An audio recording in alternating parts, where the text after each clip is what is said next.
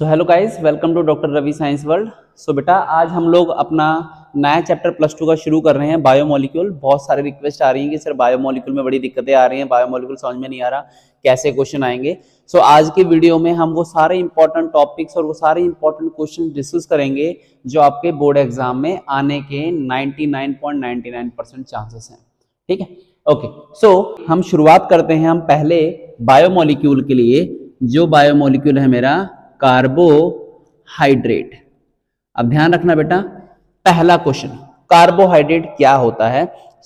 ध्यान रखना, कार्बोहाइड्रेट जैसे कि डेफिनेशन आपको मेरी स्क्रीन पे दिख रही है, तो carbohydrates are also known as saccharides.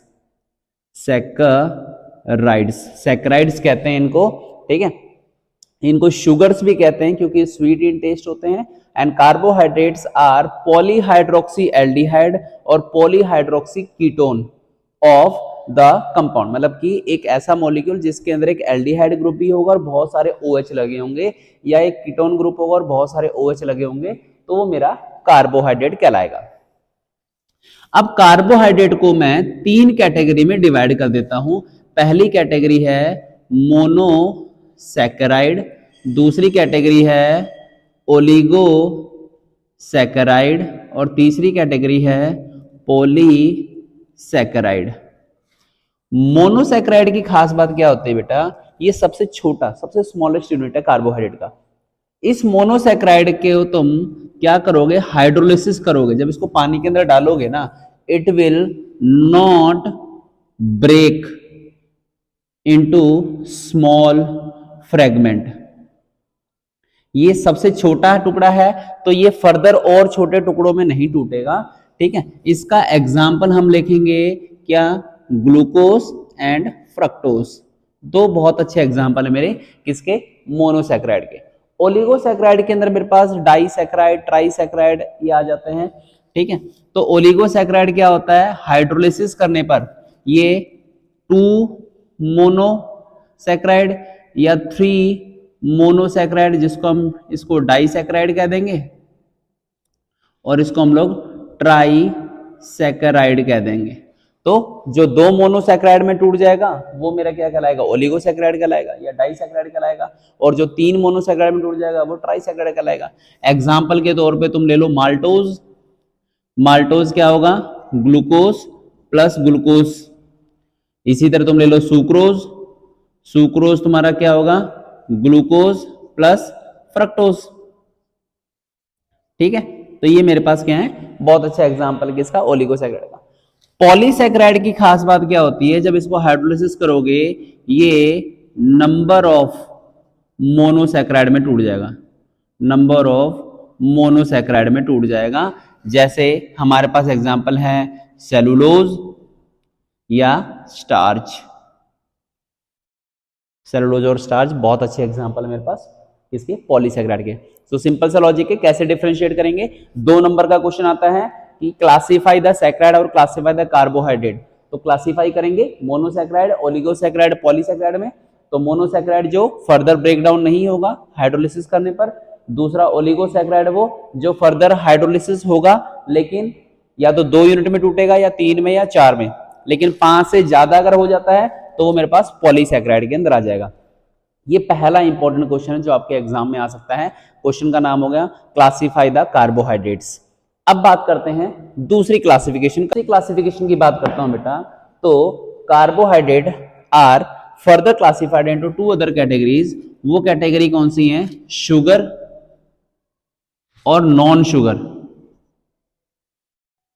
Sugar वो जो स्वीट इन टेस्ट हो, और नॉन शुगर वो नॉट स्वीट हो। जो स्वीट नहीं है, जो मीठे नहीं है, वो शुगर आ जाएंगे, और जो मीठे हैं उनको हम लोग नॉन शुगर कह देंगे। ओके, एग्जाम्पल के तौर पे मेरा ग्लूकोज तुम शुगर में रख लो और यहां पे तुम रख लो स्टार्च। तो दोनों को अगर तुम ध्यान से देखो, टेस्ट करके देखोगे, तो ग्लूकोज जो है तुम्हें पता है मीठा होता है, स्वीट इन टेस्ट होता है, और जो स्टार्च जो होता है स्वीट नहीं होता, मीठा नहीं होता, तो मेरा वो नॉन शुगर के अंदर आ जाएगा। तीसरी जो क्लासिफिकेशन है वो कार्बोहाइड्रेट की, वो क्लासिफिकेशन है किस बेसिस पे, reducing and non reducing carbohydrate. Reducing का सिंपल सा लॉजिक है बेटा, रिड्यूसिंग कौन, जो feelings solution plus Tollens reagent को रिड्यूस करें। जो फैलिंग्स और टॉलेंस को रिड्यूस करेंगे वो मेरे पास रिड्यूसिंग हो जाएंगे, और जो इसको रिड्यूस नहीं करेंगे, जो दोनों फैलिंग और टॉलेंस को रिड्यूस नहीं करेंगे, वो मेरे पास नॉन रिड्यूसिंग हो जाएंगे। ठीक है, तो इसके अंदर हमारे पास एल्डिहाइड वाले आ जाएंगे। एल्डिहाइड मतलब glucose is the best example for this. और इसके अंदर मेरे पास कीटो फंक्शनल ग्रुप वाले आ जाएंगे। इसका सबसे अच्छा एग्जांपल है मेरे पास क्या, फ्रक्टोज। ठीक है जी, तो यहां तक हमारे पास क्या हुआ, मुझे पता चल गया क्लासिफिकेशन ऑफ कार्बोहाइड्रेट। तो आपको ध्यान रखना है, तीन तरह की क्लासिफिकेशन है। पहली क्लासिफिकेशन है नंबर ऑफ मोनोसैकेराइड्स के ऊपर। मोनोसैकेराइड फर्दर ब्रेकडाउन नहीं होगा, ग्लूकोज फ्रक्टोज। अगर दो में टूटता है डाइसैकेराइड, तीन में टूटता है, तीन मोनो में टूटता है ट्राइसैकेराइड, जिसको हम लोग ओलिगोसैकेराइड कैटेगरी में डालते हैं। तीसरा पॉलीसैकेराइड, जो बहुत सारे मोनोसैकेराइड्स के अंदर टूट जाता है। फिर आता है मेरे पास शुगर और नॉन शुगर। शुगर जो स्वीट होते हैं, नॉन शुगर जो स्वीट नहीं होते हैं। और रिड्यूसिंग जो फैलिंग्स और टॉलेंस को रिड्यूस करते हैं, और नॉन रिड्यूसिंग वो जो फैलिंग और टॉलेंस को रिड्यूस नहीं करते हैं। तो this is the first important question that can be asked in exam, और आपने इतना सा लिखना है, आपको पूरे पूरे नंबर मिल जाएंगे। अब बात करते हैं बेटा हमारा क्वेश्चन नंबर 2। क्वेश्चन नंबर 2 जो है वो बहुत ज्यादा इंपॉर्टेंट है, और आपके एग्जाम में बहुत ज्यादा चांस है इसके आने के। वो क्वेश्चन क्या है, वो है भैया ग्लूकोज। जो मेरा ग्लूकोज है ना, ग्लूकोज, एक तो इसका स्ट्रक्चर तुमसे पूछ सकते हैं कि भैया ग्लूकोज का स्ट्रक्चर क्या है। ठीक है, फिर तुमसे पूछेंगे ग्लूकोज का स्ट्रक्चर ऐसा है तो ऐसा क्यों है, कैसे प्रूव हुआ कि ग्लूकोज का स्ट्रक्चर क्या है। तो पहले हम लोग ग्लूकोज के स्ट्रक्चर की बात करते हैं। तो ग्लूकोज का स्ट्रक्चर होता है CHO, CH, OH, H, C, H, OH, OH, H, C, OH, H and last में CH2OH। ये मेरे पास अल्फा डी ग्लूकोज का स्ट्रक्चर है। ठीक है, तो ये मेरे पास ग्लूकोज का स्ट्रक्चर हो गया। 1 2 3 4 5 6 कार्बन है। तो ग्लूकोज का फॉर्मूला हमें पता है क्या होता है, C6H12O6 होता है। तो ग्लूकोज का फॉर्मूला जब हमें पता चल गया, तो अब इसको हम लोग साइक्लिक स्ट्रक्चर बनाते हैं। समझना ध्यान से, बहुत इंपॉर्टेंट है बेटा, कंफ्यूजन बिल्कुल नहीं होगी आपको। अब साइक्लिक स्ट्रक्चर के लिए आप क्या करो, इस स्ट्रक्चर को थोड़ा सा खोल लो, ये बन गया तुम्हारा इस तरीके से। ठीक है जी, अब ये इसको थोड़ा मैं बेटर करूं तो इसको मैं थोड़ा ऐसे करके लिख देता हूं, C डबल बॉन्ड O और H। अब देखो होगा क्या, ये वाले जो C1 और C5 की लिंकेज हो जाती है। ये वाले जो लोन पेयर ऑफ इलेक्ट्रॉन हैं, ये आके इस कार्बन पे अटैक करते हैं और ये इधर चला जाता है। जब ये इधर जाएगा तो देखो बॉन्डिंग कहां हुई, ये कुछ इस तरीके का स्ट्रक्चर बन जाएगा। कार्बन ऐसे आएगा, O, ये मान लो तुम्हारा कार्बन नंबर है तुम्हारा 1, ये है 2 3 4 5, और ये 5 के ऊपर CH2OH लगा हुआ है, इधर H लगा हुआ है, इधर OH H H OH OH H, और इसके ऊपर क्या होगा, C1 के ऊपर क्या होगा, एक H लगा हुआ है, H इधर और OH इधर। बस ये जो लिंकिंग होगी, ये लिंकिंग तुम्हारी को साइक्लिक स्ट्रक्चर में ड्रॉ करने के लिए आएगा ऐसे। अब आपने इसको पाइरान का स्ट्रक्चर दे देना है। ध्यान रखना, ये जो स्ट्रक्चर होता है जो मैंने बनाया है, ये पाइरान का स्ट्रक्चर होता है। अब पाइरान के स्ट्रक्चर के अंदर हमारे पास ये डबल बॉन्ड होते हैं। बस यहाँ पे हम लोग क्या करना है, हमें डबल बॉन्ड्स नहीं लगाने हैं। ये देखो, अब मैंने क्या करना है, मैंने सारे सारे देखो, ये मेरा कार्बन नंबर 1 2 3 4 और 5। कोई कंफ्यूजन नहीं होगी, सिंपल सा लॉजिक है। जो मेरे पास इस तरफ है ना, जो मेरे पास इस तरफ है, that is left hand side में, राइट हैंड साइड में है, उनको नीचे रखो, और जो उस तरफ है उनको ऊपर रखो। देखो यहां पे होगा OH नीचे, H ऊपर, OH नीचे, H ऊपर, H नीचे, OH ऊपर, OH नीचे, H ऊपर, और लास्ट वाले में CH2OH ऊपर और H नीचे। दिस इज पायरेनोज स्ट्रक्चर या ग्लूकोपायरेनोज स्ट्रक्चर हम कहते हैं इसको, and this is the cyclic structure of glucose. बहुत बार फ्रीक्वेंटली एग्जाम में क्वेश्चन आ जाता है कि draw the cyclic structure of glucose और how the cyclic structure of glucose is formed. I hope आपको ये चीज समझ में आ गई होगी। इसी तरह हम लोग फ्रक्टोज का भी देखेंगे, बट फ्रक्टोज पे हम बाद में जाएंगे। पहले हम ग्लूकोज के स्ट्रक्चर को अब हम प्रूव करेंगे। कैसे प्रूव करेंगे? अब हमें ये प्रूव करना है कि ग्लूकोज का स्ट्रक्चर जो है ये C6H12O6 जो स्ट्रक्चर था, इस स्ट्रक्चर के अंदर एक एल्डिहाइड CHO ग्रुप है और मेरे पास 5 OH हैं। 5 OH में से 4 मेरे पास प्राइमरी हैं और एक प्राइमरी है और 4 सेकेंडरी OH हैं। अब इस चीज को प्रूव करने के लिए हमें क्या करनी पड़ेगी? कुछ रिएक्शंस करनी पड़ेगी। वो पांचों रिएक्शंस जो इस स्ट्रक्चर को इंपॉर्टेंट प्रूव करती हैं, वो बहुत ज्यादा इंपॉर्टेंट है बेटा हमारे एग्जाम के लिए। Let us begin with the topic. ये है बेटा स्ट्रक्चर CHOH के 4 मॉलिक्यूल सीधा, और मैं यहां बना दूं CH2OH। रिएक्शन करवा रहा हूं, इन रिएक्शंस को बहुत ध्यान से समझना क्योंकि एग्जाम में आनी ही आनी है। सबसे पहली रिएक्शन तुम क्या करोगे? ग्लूकोज के स्ट्रक्चर को हाइड्रोजन आयोडाइड के साथ हीट कर दो। जैसे ही आप हाइड्रोजन आयोडाइड के साथ हीट करोगे, ये बन जाएगा C6H14 हेक्सेन। अब ये रिएक्शन प्रूव करती है, क्या प्रूव करती है? That glucose have 6 carbon atoms. Glucose के पास 6 कार्बन एटम है, इसीलिए हमारा क्या बना? हेक्सेन बना। इसके बाद मैंने क्या करना है? इसके अंदर एक बार डालना है अमोनियम हाइड्रोक्साइड, ठीक है, और एक बार डालना है HCN हाइड्रोजन साइनाइड। जैसे ही अमोनियम हाइड्रोक्साइड डालोगे, ये बन जाएगा CH double bond NHOH single bond CHOH4 और CH2OH, और इधर बन जाएगा COH और CN CH CHOH4 और CH2OH, ठीक है। ये बन जाएगा बेटा ऑक्साइम, ये बन जाएगा ऑक्साइम, और ये बन जाएगा मेरा साइनोहाइड्रीन। समझना ध्यान से। क्वेश्चन क्या आता है कि भाई how will you prove that glucose have a carbonyl compound. तो ये दोनों रिएक्शंस प्रूव करती हैं, क्या प्रूव करती हैं? ये प्रूव करती हैं कि तुम्हारा जो glucose have a CO carbonyl group है।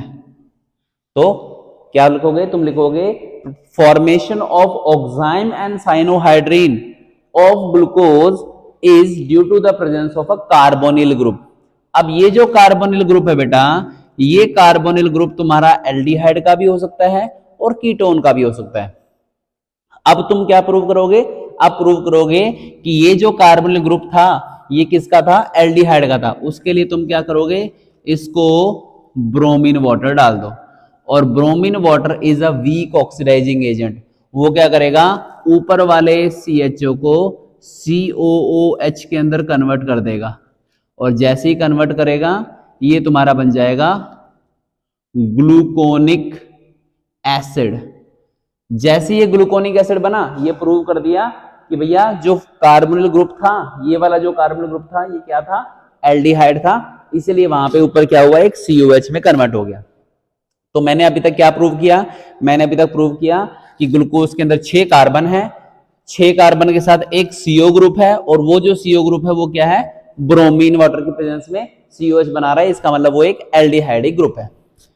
अगला मॉलिक्यूल मुझे क्या करना है? मुझे इसके अंदर डालना है क्या? मुझे इसके अंदर डालना है एसीटेट, CH3COOCO एसिटिक एनहाइड्राइड डालूंगा मैं इसके अंदर। जैसे ही डालूंगा ना, ये क्या बनेगा? ये बनाएगा भैया CHOCOCH3 के 4 मॉलिक्यूल और CHO CO CH3। ये क्या बनाएगा? ये बनाएगा बेटा मेरा पेंटा एसीटेट। पेंटा एसीटेट का कंपाउंड बनेगा, दिख रहा है? ये बनाएगा पेंटा एसीटेट का कंपाउंड। पेंटा एसीटेट का कंपाउंड से मुझे क्या प्रूव हुआ? इसने प्रूव किया कि glucose have 5 OH group. Glucose के पास 5 OH ग्रुप है। एसिटिक एनहाइड्राइड के साथ रिएक्शन करने पे हमें ये पता चला।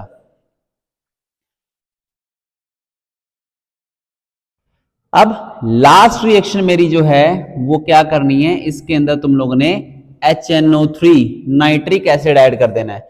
जैसे ही आप नाइट्रिक एसिड डालोगे ना, ऊपर वाला COH और जो नीचे वाला जो COH वो भी कन्वर्ट हो जाएगा। ये बन जाएगा सैकरिक एसिड। और सैकरिक एसिड क्या होता है बेटा?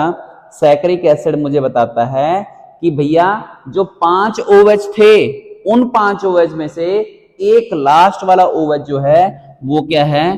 प्राइमरी एल्कोहल है। तो प्राइमरी अल्कोहल को प्रूव करने के लिए आपके पास क्या आया?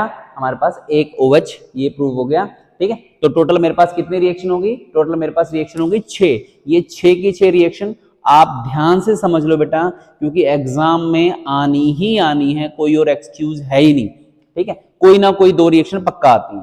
पहली रिएक्शन HI वाली हेक्सेन बनाएगा, दूसरी रिएक्शन अमोनियम हाइड्रोक्साइड और HCN वाली वो क्या बनाएगा? वो प्रूव करेगा कि कार्बोनिल ग्रुप है, एक ऑक्साइम बना के और एक साइनोहाइड्रिन बना के। तीसरी रिएक्शन ब्रोमीन वाटर वाली वो प्रूव करेगा जो CHO है वो प्रेजेंट है, क्योंकि वहां पे COH बन रहा है।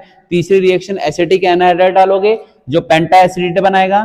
पेंटा एसिडेट मुझे बताता है कि ग्लूकोज के पास 5 OH है, 4 यहाँ और एक यहाँ। और लास्ट रिएक्शन में आप क्या करोगे? HNO3 डालोगे नाइट्रिक एसिड की प्रेजेंस में, CHO और दोनों CH2OH दोनों की दोनों तुम्हारे पास COH के अंदर कन्वर्ट हो जाएंगे। सैकरिक एसिड मिल जाएगा जो प्रूव करेगा कि भैया 5 OH में से एक OH जो है तुम्हारा प्राइमरी अल्कोहल है।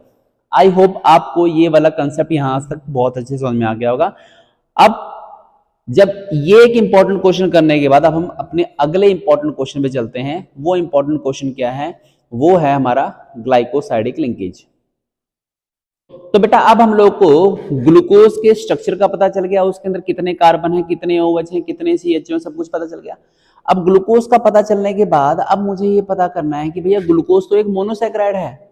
अब ये जो मोनोसैकेराइड है ये दूसरे मोनोसैकेराइड के साथ जुड़ेगा, और कैसे जुड़ेगा वो देखना है। तो अगला इंपॉर्टेंट क्वेश्चन है जो कि 2 नंबर का फिक्स है, वो टॉपिक है तुम्हारे पास, उस टॉपिक का नाम है ग्लाइकोसाइडिक बॉन्ड। उसका नाम है बेटा ग्लाइकोसाइडिक बॉन्ड। अब ग्लाइकोसाइडिक बॉन्ड क्या होता है? ग्लाइकोसाइडिक बॉन्ड की जगह पे तुम लोगों को ग्लाइकोसाइडिक लिंकेज भी आ सकता है, ध्यान रखना। तो ग्लाइकोसाइडिक लिंकेज क्या होता है? It is the linkage between two monosaccharides, 2 monosaccharides के बीच में। जैसे मैं कहूं ग्लूकोज और ग्लूकोज के बीच में, ग्लूकोज और फ्रक्टोज के बीच में, फ्रक्टोज और गैलेक्टोज के बीच में, 2 मॉलिक्यूल्स के बीच का जो बॉन्ड बनता है, 2 कार्बोहाइड्रेट्स के बीच का जो लिंकेज बनता है, उसको मैं ग्लाइकोसाइडिक लिंकेज या हम क्या कहते हैं? ग्लाइकोसाइडिक बॉन्ड कहते हैं। ठीक है, एग्जाम्पल के तौर पे मैं तुम लोगों को सुक्रोज का ग्लाइकोसाइडिक बॉन्ड बताता हूं कैसे बनेगा। देखो, सुक्रोज के लिए हम क्या करते हैं? हम पहले अल्फा डी ग्लूकोज बना देते हैं, इसके साथ ही मैं बीटा डी फ्रक्टोज बना देता हूं। फ्रक्टोज के केस में CH2OH, CH2OH, H, OH, H, H, OH, और ये बन गया तुम्हारा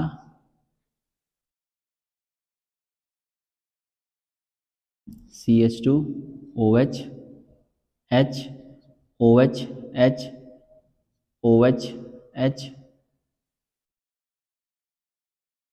और OH, H।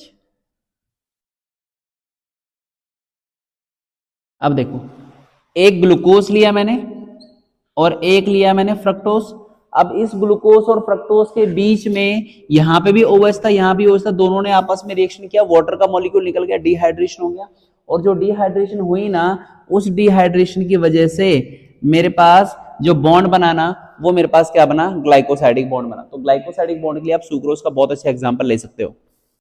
ओके, सो जैसे ये सुक्रोज का स्ट्रक्चर है, वैसे ही आप माल्टोज का भी स्ट्रक्चर लिखते हो। दो ग्लूकोज के मॉलिक्यूल ले लो और दोनों की आपस में लिंकिंग करा दो। ठीक है, ध्यान रखना, यहां से नंबर 1 है तो C1 और यहाँ पे नंबर 2 है तो C1 C2 लिंकेज हो जाएगा हमारे पास। ठीक है, तो अब हम लोगों ने क्या करना है बेटा, सुक्रोज का जैसे वैसे ही आप माल्टोज का बना सकते हो। तो मेरी स्क्रीन पे आपको different type of glycosidic bond दिख रहे होंगे। ग्लूकोज और ग्लूकोज के बीच में जो माल्टोज बना रहा है, ठीक है, वैसे ही ग्लूकोज और फ्रक्टोज के बीच में जो हमारे पास बना रहा है, सुक्रोज बना रहा है, वैसे ही मेरे पास लैक्टोज कैसे बन रहा है। तो ये कुछ एग्जांपल्स मैंने आपको अपनी स्क्रीन पे शो कर रखे हैं। ठीक है, अच्छा, जब ग्लाइकोसाइड, ध्यान रखना बेटा, ग्लाइकोसाइडिक बॉन्ड की डेफिनेशन बहुत ज्यादा इंपॉर्टेंट है। It is a bond formed between two monosaccharides, और इसका एग्जांपल बहुत ज्यादा इंपॉर्टेंट है, आपको आना ही चाहिए ग्लाइकोसाइडिक बॉन्ड। अब ग्लाइकोसाइडिक बॉन्ड वाला कंसेप्ट होने के बाद मेरे पास अगला जो कंसेप्ट आता है इसके अंदर, वो आता है, पहले एक बार 2 सेकंड के लिए हम लोग क्या करते हैं, फ्रक्टोज का स्ट्रक्चर भी पढ़ लेते हैं, क्योंकि बच्चे बड़े कंफ्यूज होते हैं फ्रक्टोज के स्ट्रक्चर को लेकर। फ्रक्टोज का स्ट्रक्चर फॉर्मूला ग्लूकोज की तरह ही होता है, ग्लूकोज का और फ्रक्टोज का सेम फॉर्मूला है। फॉर्मूला क्या है, C6H12O6, बस डिफरेंस क्या है, फ्रक्टोज के अंदर मेरे पास एक एल्डिहाइड की जगह पे कीटो ग्रुप होगा, बाकी सारे का सारा सिस्टम वही होगा जैसे बाकी चीजों में था, OHH OHH OHH और CH2OH। ठीक है, तो ये मेरे पास ग्लूकोज का स्ट्रक्चर हो गया। अब ये जो फ्रक्टोज का जो स्ट्रक्चर है वो पायरान की तरह होता है, 5 मेंबर्ड रिंग होती है पायरान मेरी, ये है मेरी 5 मेंबर्ड रिंग पायरान, ये बेटा पायरान, पायरान के जैसे स्ट्रक्चर होता है। तो ऐसे ही स्ट्रक्चर हमने फ्रक्टोज का बनाना है। क्या होगा, देखो, ये वाला जो मॉलिक्यूल है CO वाला, ये CO वाला इस 5वें कार्बन के साथ बॉन्डिंग कर लेगा, बॉन्डिंग कर लेगा तो हमारा स्ट्रक्चर बन जाएगा कुछ ऐसे, ये ऐसे आएगा ऑक्सीजन। तो मान लेता हूं मैं इसको, ये इधर CH2OH इधर आ गया, OH इधर आ गया, एक कार्बन नंबर 1 1 2, यहां पे आ जाएगा तुम्हारे पास OHH OHH, और यहां पे आ जाएगा तुम्हारे पास H, और यहाँ पे CH2OH। अब इसको स्ट्रक्चर को तुम रिप्रेजेंट करोगे, ध्यान रखना कैसे रिप्रेजेंट करोगे। मान लो ये तुम्हारा कार्बन है, तो इसमें देखो ऊपर CH2OH, नीचे तुम्हारे पास क्या है OH, ये कार्बन, दूसरा कार्बन ये, इसमें H इधर, OH ऊपर, इसमें OH नीचे, H ऊपर, और लास्ट वाले में CH2OH ऊपर और H नीचे। This is the fructofuranose. ध्यान रखना, ग्लूकोज का स्ट्रक्चर क्योंकि पायरान के जैसा होता है इसलिए उसको हम लोग ग्लूकोपायरानोज कहते हैं। वैसे ही फ्रक्टोज का जो स्ट्रक्चर होता है वो फ्यूरान के जैसा होता है, इसलिए उसको हम लोग फ्रक्टोफ्यूरेनोज कहते हैं। आई होप आप लोगों को फ्रक्टोज का स्ट्रक्चर भी बहुत अच्छे से समझ में आ गया होगा। ठीक है, इसकी डिटेक्शन के ऊपर कोई खास क्वेश्चन आता नहीं है, बस हाँ इसका सुक्रोज के साथ कॉम्बिनेशन बहुत इंपॉर्टेंट है, वो पूछा जाता है, तो आपको इसका स्ट्रक्चर लगभग पता होना चाहिए।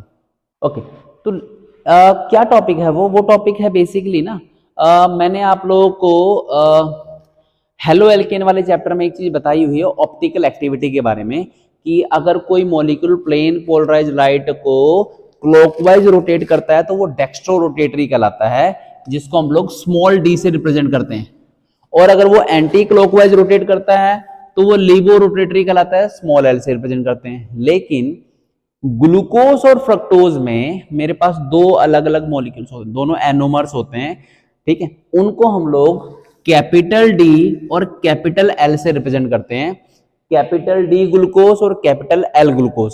अब इनमें कैसे डिफरेंशिएट करोगे, समझ ध्यान से, ये कैपिटल D और कैपिटल L है ना, इनका स्मॉल d और स्मॉल l से कोई लेना देना नहीं है। ध्यान रखना, ये क्वेश्चन एक बार आया हुआ है बोर्ड एग्जाम में कि what is the difference between capital D small d and capital L small L. कैसे है? तो कैपिटल डी और स्मॉल डी जो है वो टोटली डिफरेंट है from small D and small L, क्योंकि स्मॉल डी और स्मॉल एल जो है ऑप्टिकल एक्टिविटी को रिप्रेजेंट करने वाले दो इंपॉर्टेंट एस्पेक्ट्स हैं। और कैपिटल डी और कैपिटल एल क्या हैं? ये हैं, अगर तुम्हारे पास एक मॉलिक्यूल है ग्लाइसिरल डिहाइड, अब ध्यान रखना ग्लिसरल डिहाइड, ग्लिसरल डिहाइड का स्ट्रक्चर ये होता है, यहां पे तुम्हारे पास CH2OH होगा, ठीक है, यहां पे तुम्हारे पास HOH, यहां पे फिर तुम्हारे पास HOH और CH2OH तुम्हारे पास इधर रहेगा, ठीक है। ये ग्लिसरल डिहाइड का तुम्हारा स्ट्रक्चर है। अब एक ग्लाइसरल डिहाइड का स्ट्रक्चर, अगर OH तुम्हारा इस तरफ है, ठीक है, इस तरफ है, that is left hand side, तो तुम्हारा ये D फॉर्म कहलाएगा, और अगर ये लेफ्ट हैंड साइड में है तो तुम्हारा L फॉर्म कहलाएगा। ध्यान रखना। अब ये ग्लूकोज के स्ट्रक्चर के साथ मैच कर लो। लास्ट का जो मॉलिक्यूल है दैट इज C5 और C6 वाले मॉलिक्यूल हैं, वो चेक करने हैं तुमने, बस ये लास्ट वाले। अगर ग्लूकोज का स्ट्रक्चर मैं बनाऊं एक बार तुम्हारे लिए, CH2OH, OH, H, OH, H, H, OH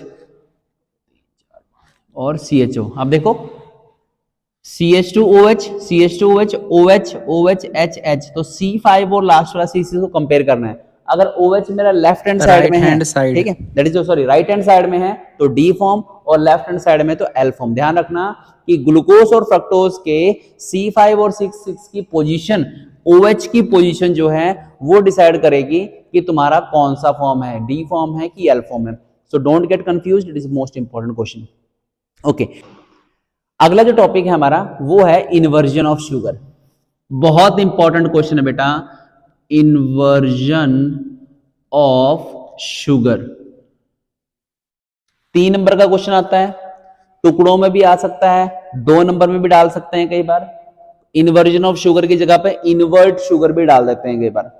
अब होता क्या, देखो होता क्या है, अगर तुम्हारे पास सुक्रोज है, सुक्रोज है, सुक्रोज जो होता है तुम्हारे पास वो डेक्स्ट्रो रोटेटरी होता है बेटा। Sucrose is dextro rotatory in nature. इस सुक्रोज को जैसे ही तुम हाइड्रोलाइज करते हो तो तुम्हारे पास 2 सिस्टम बनते हैं, एक ग्लूकोज एक फ्रक्टोज। ध्यान रखना, एक ग्लूकोज और एक फ्रक्टोज।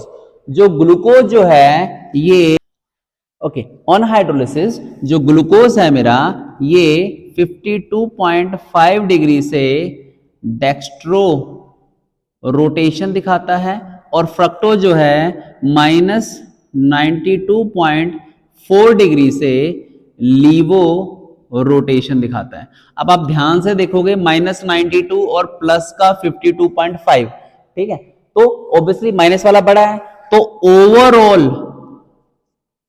ओवरऑल प्रोडक्ट जो होगा वो क्या होगा, लीवो रोटेटरी। ओवरऑल प्रोडक्ट मेरा क्या होगा, लीवो रोटेटरी।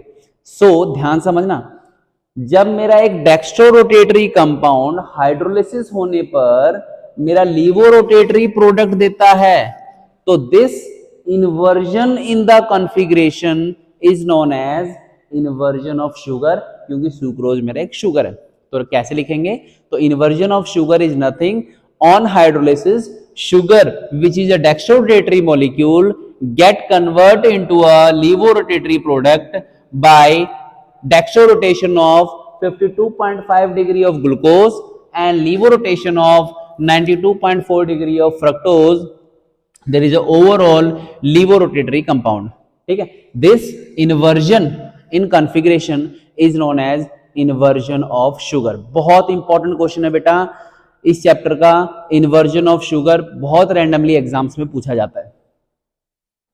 ओके, अगला टॉपिक है मेरा पॉलीसैकेराइड। पॉलीसैकेराइड जैसे कि मैंने बताया था, हाइड्रोलिसिस करने पर बहुत सारे नंबर ऑफ मोनोसैकेराइड्स के अंदर टूट जाता है। अब बहुत सारे नंबर ऑफ मोनोसैकेराइड्स में टूट जाता है, तो इसके एक मेजर कौन कौन से इंपॉर्टेंट पार्ट्स हैं, वो है, सबसे पहला पार्ट है ग्लाइकोजन। ग्लाइकोजन जो है उसको हम लोग एनिमल स्टार्च भी कहते हैं, जो एनिमल्स के अंदर स्टोर होता है। हमारे अंदर जो ग्लूकोज है वो ग्लाइकोजन की फॉर्म में स्टोर होता है, और प्लांट्स के अंदर स्टार्च की फॉर्म में स्टोर होता है। पहली चीज, ये सेलुलोज की फॉर्म में भी स्टोर हो जाता है। जो पॉलीसैकेराइड है ना, पॉलीसैकेराइड के अंदर स्टार्च, जो कि एक बहुत इंपॉर्टेंट कंपोनेंट है इस पूरी दुनिया का, जिससे बहुत सारी चीजें हमारे पास इंपॉर्टेंट बनती हैं, उसके दो पार्ट होते हैं। स्टार्च के दो पार्ट होते हैं, एमाइलोज और एमाइलोपेक्टिन। एमाइलोज और एमाइलोपेक्टिन दो बहुत इंपॉर्टेंट पार्ट्स हैं किसके? स्टार्च के। अब एमाइलोज और एमाइलोपेक्टिन के अंदर डिफरेंस बहुत बार पूछा जाता है बेटा। ये क्या करता है? ये 15 to 20% पार्ट ऑफ स्टार्च है, मतलब कि स्टार्च का 15 से 20% हिस्सा ये है। तो ये कितना हो गया? 80 से 85% जो है वो है पार्ट ऑफ स्टार्च। पहली चीज, अमाइलो जो है ये वाटर सोल्यूबल होता है, ये वाटर सोल्यूबल है, मतलब पानी के अंदर इजीली घुल जाएगा। और ये वाला जो है ये क्या है? वाटर इनसोल्यूबल है। इसके अंदर एक सिंपल चेन होती है, कोई ब्रांचिंग नहीं होती, सिंपल चेन होती है। तो ऑब्वियसली बात है पॉलीसैकेराइड है, ग्लाइकोसाइडिक बॉन्ड होगा, तो इसके अंदर C1 C4 की चेन बॉन्डिंग होती है। चेन बॉन्डिंग होती है C1 C4 की चेन, केवल चेन बॉन्डिंग होती है। एक सिंपल चेन होती है C1 कार्बन, C1 C4 का मतलब क्या है? एक मोनोसैकेराइड का कार्बन 1 और दूसरे मोनोसैकेराइड का कार्बन 4, दोनों के बीच में ग्लाइकोसाइडिक बॉन्ड बनेगा, C1 C4 बॉन्डिंग। इसके अंदर मेरे पास C1 C4 chain glycosidic bonding तो होती है, साथ में C1 C6 की ब्रांचिंग भी होती है। ये ध्यान रखना, ये बहुत इंपॉर्टेंट है कि C1 C6 की ब्रांचिंग किसके अंदर पाई जाती है? अमाइलोपेक्टिन के अंदर पाई जाती है। सो ये तीन मेजर इंपॉर्टेंट डिफरेंस हैं जो हमारे एग्जाम में पूछे जाते हैं। पहला एमाइलोज का क्या है? 15 से 20% पार्ट जो है एमाइलोज वो स्टार्च है, ठीक है। अमाइलोपेक्टिन में 80 to 85% है, ये वाटर सोल्यूबल है, ये वाटर इनसोल्यूबल है। इसमें C1 C4 चेन बॉन्डिंग होगी, मतलब चेन आपस में बॉन्ड होगी, सिंपल चेन जोड़ेगी, और इसमें चेन के इसमें ब्रांचिंग में भी ग्लाइकोसाइडिक बॉन्ड पाया जाएगा। ओके, अब एक क्वेश्चन पूछा जाता है कि भाई ह्यूमन बीइंग्स जो हैं वो सेलुलोज को डाइजेस्ट नहीं कर सकते, हम लोग जो हैं सेलुलोज को डाइजेस्ट नहीं कर सकते। इसका रीजन क्या है? इसका रीजन ये है, why? Because we people do not have cellulase enzyme. हमारी बॉडी के अंदर सेलुलेज एंजाइम नहीं होता जो कि सेलुलोज को डाइजेस्ट, इसलिए हम लोग सीधा घास फूस नहीं खा सकते हैं। हमें क्या करना पड़ता है? उसको पालक पुलक वगैरह फिर भी खा लेते हैं, लेकिन डायरेक्ट घास वगैरह नहीं खाते हैं जैसे जानवर खा लेते हैं, बिकॉज हमारी बॉडी के अंदर सेलुलोज एंजाइम एब्सेंट होता है। ओके, तो मेरे पास कार्बोहाइड्रेट के मेजर टॉपिक्स हमने कवर कर लिए बेटा। दोबारा रिपीट कर रहा हूं, इंपॉर्टेंट क्वेश्चंस क्या हैं? इसके बाहर से कोई क्वेश्चन नहीं आएगा बोर्ड एग्जाम में। कार्बोहाइड्रेट में इसके बाहर से एक भी क्वेश्चन नहीं आना, ये मेरी गारंटी है आपको। पहला क्वेश्चन कार्बोहाइड्रेट्स की क्लासिफिकेशन, दूसरा क्वेश्चन कार्बोहाइड्रेट को प्रूव करना कि ग्लूकोज का स्ट्रक्चर क्या है, तीसरा क्वेश्चन ग्लूकोज और फ्रक्टोज का जो मैंने स्ट्रक्चर बनाया है वो, चौथा क्वेश्चन मोनोसैकेराइड्स को बताओ, माल्टोज में कौन से दो हैं, सुक्रोज में कौन से दो हैं, लैक्टोज में कौन से दो हैं, चौथा क्वेश्चन इन्वर्जन ऑफ शुगर क्या होता है। अगला क्वेश्चन तुम लोगों को पूछेंगे ग्लाइकोसाइडिक बॉन्ड क्या होता है। अगला क्वेश्चन पॉलीसैकेराइड में एमाइलोज और एमाइलोपेक्टिन में क्या डिफरेंस है। उससे अगला क्वेश्चन तुम लोग से पूछेंगे ग्लाइकोजन जो है वो क्या होता है, एनिमल स्टार्च होता है, सेलुलोज को हम लोग बॉडी के अंदर क्यों स्टोर नहीं कर सकते हैं। ओके, सो इन क्वेश्चंस को करने के बाद आपको कार्बोहाइड्रेट में कुछ और करने की जरूरत नहीं पड़ेगी बच्चों, ठीक है। सो आई होप आपको कार्बोहाइड्रेट बहुत अच्छे से समझ में आ गया होगा। हम अगले पार्ट में, बायोमोलिक्यूल के अगले पार्ट में हम क्या करेंगे? हम प्रोटीन और एंजाइम्स को डिस्कस करेंगे। प्रोटीन से भी बहुत इंपॉर्टेंट क्वेश्चन आते हैं। So wait for the next video. Till then, thank you so much for watching doctor Ravi science world. Have a nice day.